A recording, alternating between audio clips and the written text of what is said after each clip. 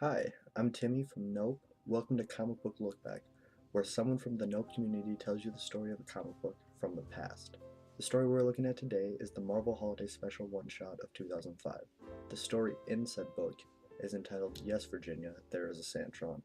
Let's begin. We open on a girl named Virgie, hard at work on some sort of mechanical humanoid. The narrative tells us how Virgie has cognitive dissonance.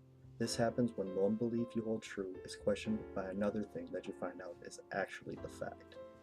This is causing Virgie to be left in a mental standoff of sorts, until something helps her move on.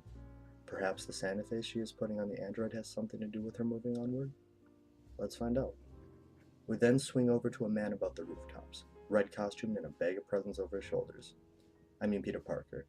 He is on his way to the Avengers holiday party, but running late because he forgot said party was at Doctor Strange's place. Mostly nervous though, because Mary Jane is surely to be upset about his lack of punctuality.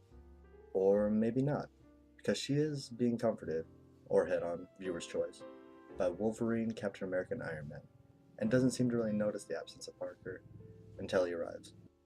We then return to Virgie on a rooftop, her Santa robot complete, reindeer and all.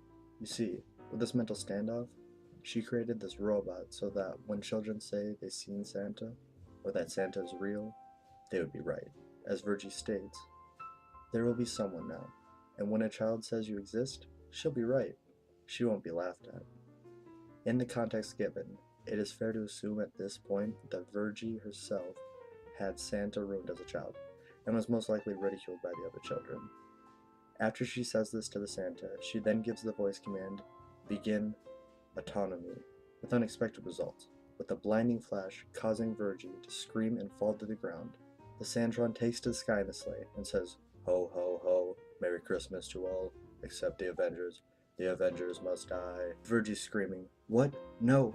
No! Okay, so there is an ongoing gag in the book, but I'm going to cut out some of the filler, like we will probably do on most of these videos.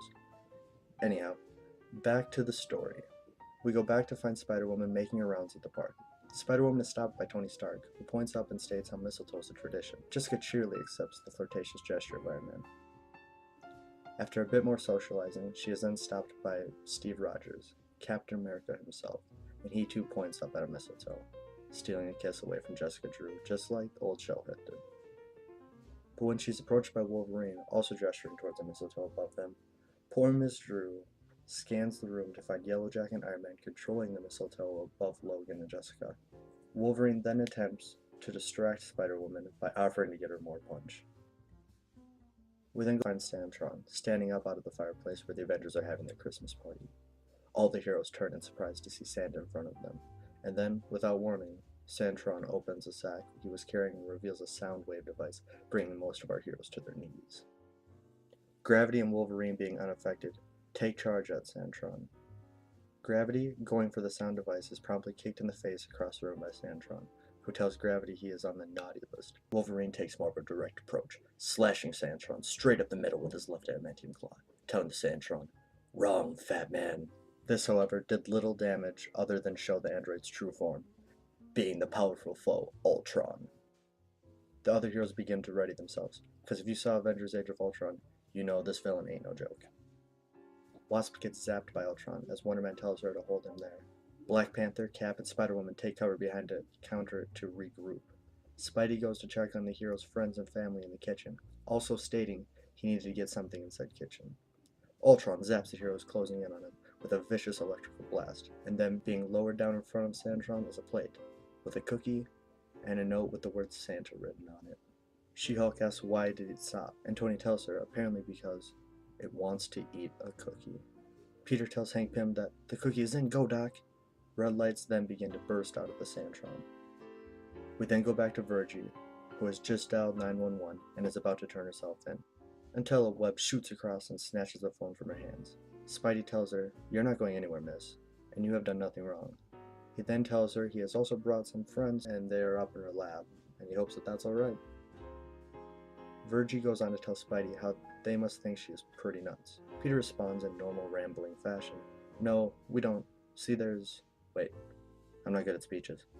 Cap! This is Captain America. We then end with the captain putting his arm around Virgie and telling her, "Yes, Virginia, as sure as generosity and devotion exist to give life joy, there is a Santa Claus." And this concludes the story in the Marvel Holiday Special from 2005, and the first episode of Comic Book Look Back. I'll try to have one out a week of this new show. I highly recommend you go and find this comic and read the other two stories from the special. They're also very cheery, holiday themed, and the world certainly needs more of that. On behalf of N.O.P.E, this is Timmy. Thanks for watching.